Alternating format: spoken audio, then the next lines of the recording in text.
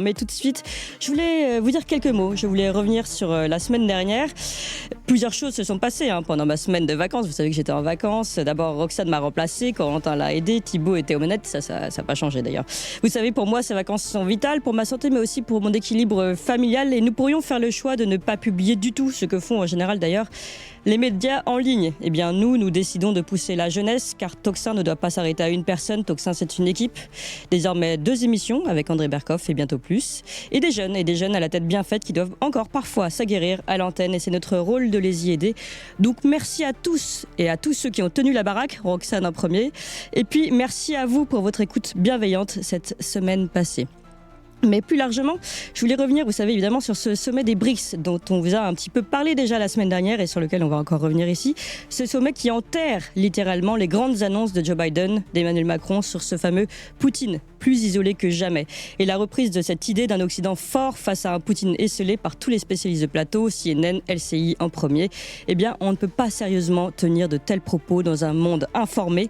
Et justement, nous ne sommes plus informés. C'est là que je voulais en venir, car il s'est passé une deuxième chose cette semaine passée. Donald Trump a donné une interview au podcasteur Joe Rogan, vous savez, vendredi dernier. Joe Rogan, c'est une personnalité qui rassemble des millions d'auditeurs, puisque son programme est le plus téléchargé au monde. Eh bien, l'entretien entre les deux hommes a duré 3 heures. Donc, aucune télé déjà n'oserait donner la parole à une personne pendant 3 heures, et encore moins à Donald Trump. Enfin, Tucker Carlson l'avait fait avec Vladimir Poutine.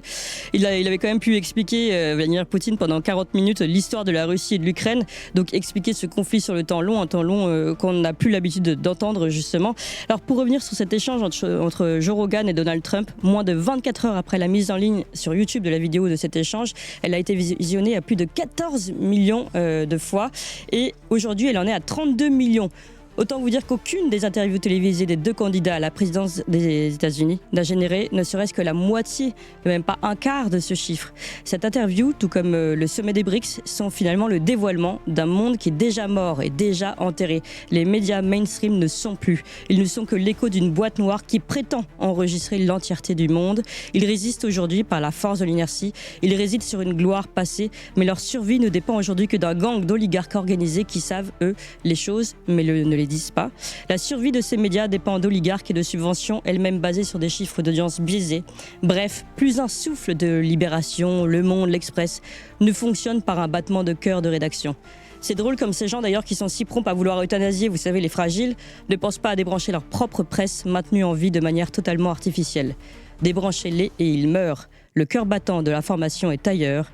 Il est aujourd'hui avec Tucker Carlson, il est avec Joe Rogan, il est avec nous sur Tocsin, avec André Berkoff et avec cette matinale. Et c'est pourquoi il faut continuer de nous soutenir, tocsin-media.fr. Et c'est pourquoi nous allons continuer toujours plus fort sur Tocsin. Et tout de suite, c'est l'heure de notre sonneur.